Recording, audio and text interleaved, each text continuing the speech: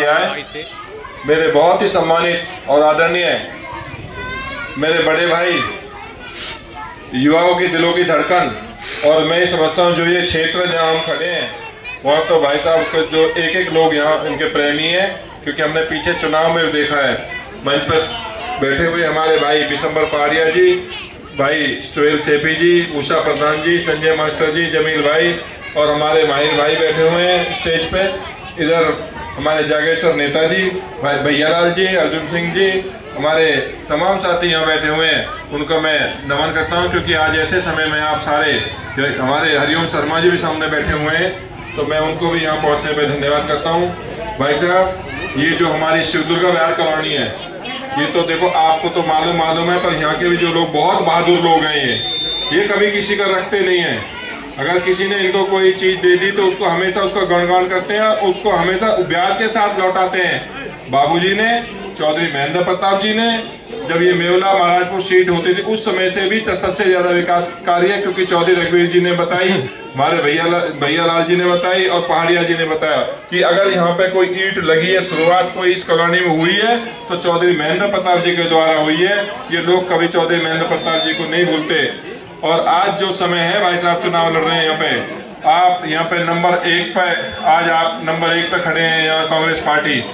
और क्योंकि बात आती है भारतीय जनता पार्टी की, 10 साल हो गए हैं, सब लोग जान रहे हैं, 10 साल खूब देख लिया, कोई विकास नहीं। जो चौधरी महेंद्र प्रताप जी के द्वारा, आपके द्वारा जो ये बोर्ड, ये जो सड़कें, जो इंटरलॉकिंग की टाइलें आपके द्वारा ही बनाई गई, उसके बाद अगर कोई काम किया गया है तो वो काम किया, इन्हें खोदने का काम किया है और खोद के यूं की यूं डाल दिए। आने जाने का रास्ता नहीं है, पानी यहाँ नहीं है, बिजली यहाँ नहीं है, इतनी दुर्दशा में रह गई। बहुत उम्मीद इस बार आई थी कि भाई साहब को चुनाव जिता के यहाँ से मंत्री बनेंगे, और सब लोगों ने, भाई साहब कॉलोनी में घूम रहा हूँ, घर घर घूम रहा हूँ, जिसके पास भी जाते हैं वो यही बात कहते हैं, वोट तो कांग्रेस को दी थी, ये तो चली कहाँ गई।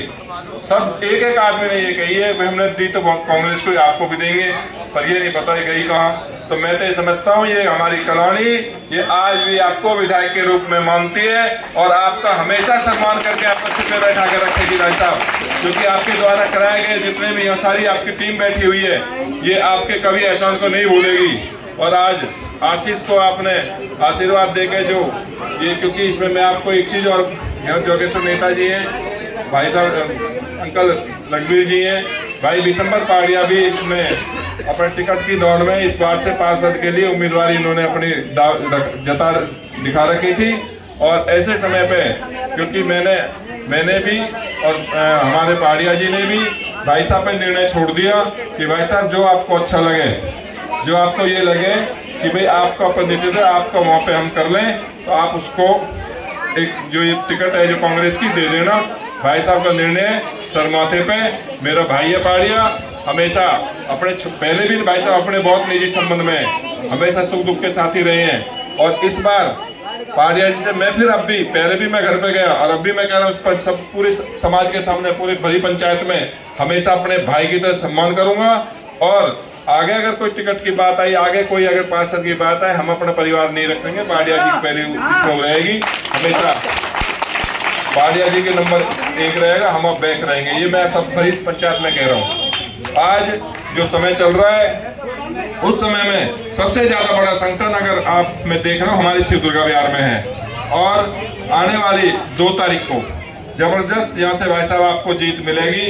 और मैं ये समझता हूँ कि जो बीजेपी वाले हैं, बीजेपी वाले भी यहाँ आएंगे, ये जनता बैठी है, मैं जनता से कहना चाहता हूँ कि जब वो आए यहाँ पूछना उनसे 10 साल में आपने क्या किया है, उनसे आप ये पूछना कि तुमने 10 साल में जो यहाँ पे और क्या गड्ढे खोद सकते हो इससे ज्यादा, क्योंकि उनके पास सरकार तो बन चुकी है। आप उनसे ये भी पूछना कि अब तुम पे और कितना हम विश्वास करें।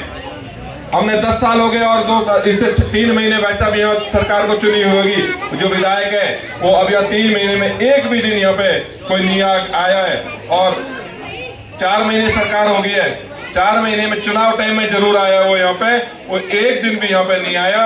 और वैसे कहते हैं 100 दिन विकास के, कैसे 100 दिन विकास के हुए। अगर हमारी कॉलोनी का कोई बंदा वहां से जाता है, क्योंकि विधायक है, काम मांगने जाएंगे तो उनको ये बताया तुम्हारी तो जो अवैध कॉलोनी है, अब ये कॉलोनी कैसे अवैध होगी।